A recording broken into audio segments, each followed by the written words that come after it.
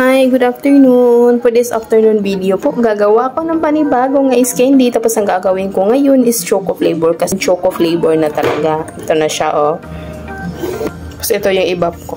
Cornstarch, half kilo na sugar, yung kalahati ng sachet, ng malaking sachet, 100 ilang grams ito, 150, bali 75 grams ang gagamitin ko. Yung kalahati nito, nagamit ko na to previous. Tapos additional na pangpalasa talaga ang Milo. Additional alik-anik ang cream o higit sa lahat ang vanilla flavor magpapabango. See you later po. Dissolve ko muna lahat ng mga ingredients ko pag sumasamahin ko na siya diretso.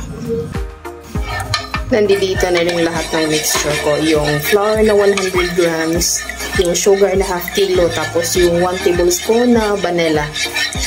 Dissolve ko lang siya ng maigi bago ko siya idiretso sa pan na gagamitin ko. Tapos ito na yung cocoa flavor na ipa-dissolve pa lang. Dissolve pa to sa mainit tubig. Ito na lahat ng ingredients ko sa Boko Ice Candy. Pinagsama-sama na lahat na ng ingredients dito. Tapos, ang gagawin na lang natin, antayan na lang natin yan. Mekos-mekos lang. Siguro mga 30 minutes. Kasi, based on previous experience ko, pag cocoa powder ang ginamit ko sa ganitong flavor na ice candy, mabilis siyang yung paglapot niya, para bang a combination of cocoa flavor and yung cornstarch, mabilis siyang maglapot. Dati-rati yung huling gawa ko ng mga ganitong flavor, lang mga less than 30 minutes lang ang pagmekos-mekos ko. Tapos, manali lang siyang natapos. So, from there, natuto ako na ito na yung gagamitin ko. Tapos, dense pala na ginamit ko is choco na. Kaya ganito ang kulay niya.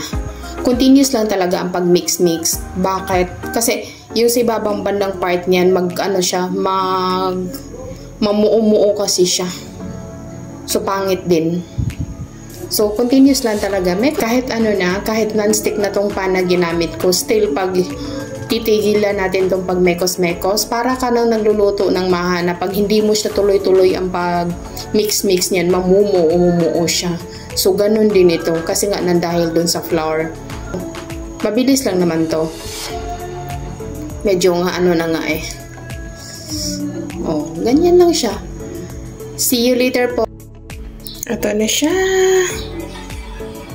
After 30 minutes sa mix-mix po, ito na yung itsura. Ganito kalapot ang ice candy. Oh, ayan siya, oh. Ready to balot na siya. Although, mainit pa konti, mabubutas sa mga plastic nito pag lagay nito kung ganito pa siya medyo init-init pa.